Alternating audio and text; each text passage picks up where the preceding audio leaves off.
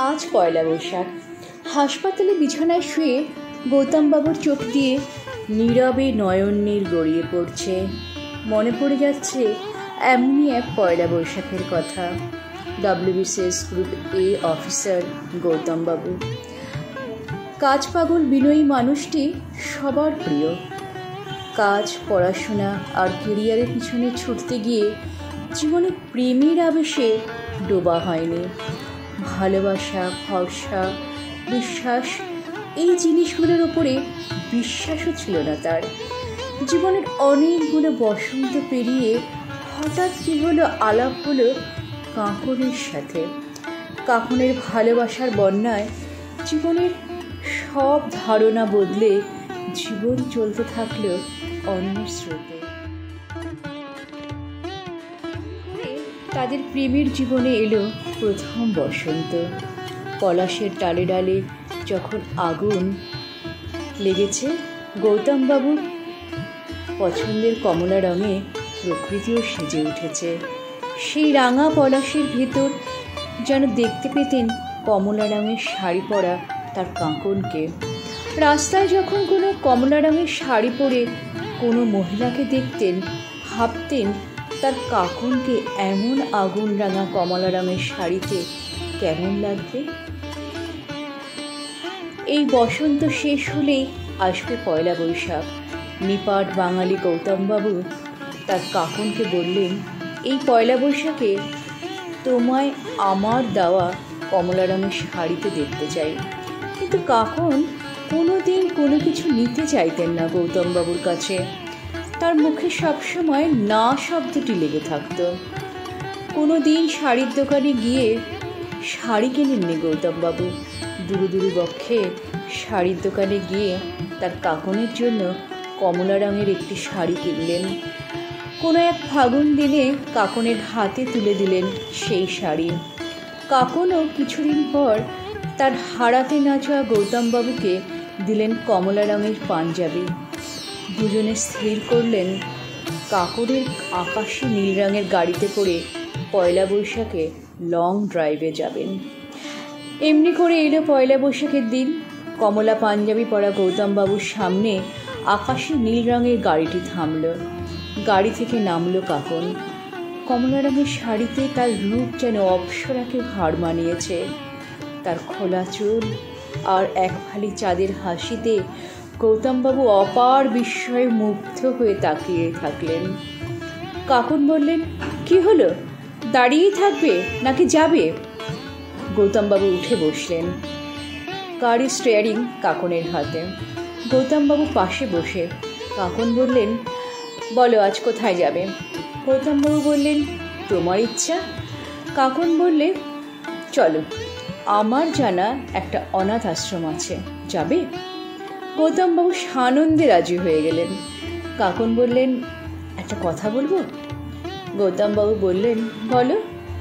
কাঁকন বললেন, গৌতম, আজ তোমাকে খুব সুন্দর লাগছে। কাঁকনের বিরহে বা কাঁকনকে পাওয়ার আনন্দে গৌতমবাবুর চোখে জল এসে যায়। আজও তাই হলো। কাঁকন বললেন, আজকের দিনেও চোখের জল ফেললে? গৌতমবাবু বললেন, এ তো আনন্দের অশ্রু গো। গাড়ি চলতে থাকলো। গৌতমবাবু গান ধরলেন, এসো হে বৈশাখ, এসো এসো। গৌতমবাবু অনাথ আশ্রমের শিশুদের জন্য প্রচুর জিনিস কিনলেন। বেশ কয়েক ঘন্টা পর তারা অনাথ আশ্রমে পৌঁছলেন। ছোট্ট ছোট্ট ফুলের কুড়ির মতো শিশুদের হাসি দেখে গৌতমবাবুর মতো অফিসারও যেন শিশু হয়ে উঠলেন। তাদের সাথে গানে খেলায় মেতে উঠলেন। কাঁকন সব শিশুদের কোলে নিয়ে বললেন, পুচকো, আমি তোদের সবার মা। এবার ফেরার সময় হলো। মনে এক রাস অনুভূতি নিয়ে তাদের গাড়ি ছাড়ল। কাঁকন চা খেতে খুব ভালোবাসতেন। রাস্তার ধারে একটি ধাবায় গাড়ি দাঁড় করালেন। ধাবায় চা খেতে খেতে তারা মুগ্ধ হয়ে গেলেন। ধাবার পাশে ছোট্ট একটি পাহাড়। সেই পাহাড় থেকে নেমে এসেছে একটি ছোট্ট ঝর্ণা। ধাবায় চা খেয়ে তারা ঠিক করলেন দুজনে দুজনের হাত ধরে ঝর্ণা দেখতে যাবেন। পাশাপাশি বসে চা খেতে খেতে মিলে গেল তাদের দুই হাত, আর আলতো করে দুজনের ঠোঁট। চায়ের উষ্ণতা ম্লান হয়ে গেল তাদের ভালোবাসার উষ্ণতার কাছে। কাকনের ডাগর আখির দিকে চেয়ে রবি ঠাকুরকে আশ্রয় করে গৌতমবাবু বললেন, আমরা যাব যেখানে কোনো যায়নি, নিয়ে সাহস করি, ডুবি যদি তো ডুবি না কেন, ডুবুক সবই ডুবুক তরি। এবার তারা চললেন ঝর্ণা দেখতে।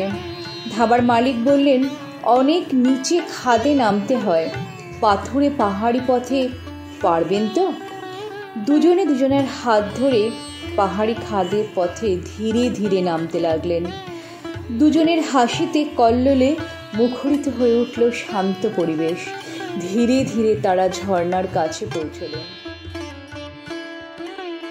ঝর্ণার জলে পা ভিজিয়ে দুজনে দুজনকে ঝর্ণার জল ছিটিয়ে অনেক আনন্দ করলেন।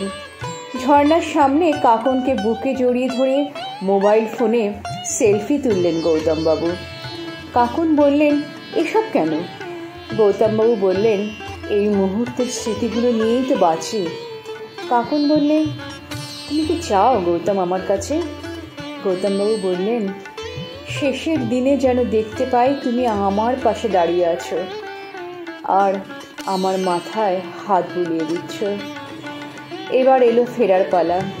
পাহাড়ি খাদ দিয়ে উঠতে উঠতে হঠাৎ প্রবল কাশি শুরু হলো গৌতমবাবুর। কাকন জল খাওয়ালেন, বসতে বললেন, তাও কাশি কমছে না।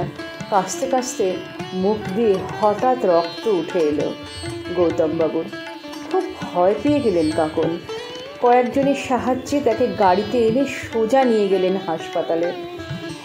বিভিন্ন পরীক্ষা নিরীক্ষার পর গৌতমবাবুর ফুসফুসে ক্যান্সার ধরা পড়ল। সব শুনে কাকন কান্নায় ভেঙে পড়লেন গৌতমবাবুর গোপনে। গৌতমবাবুকে বললেন, চিন্তা করো না গৌতম, তুমি সেরে উঠবে।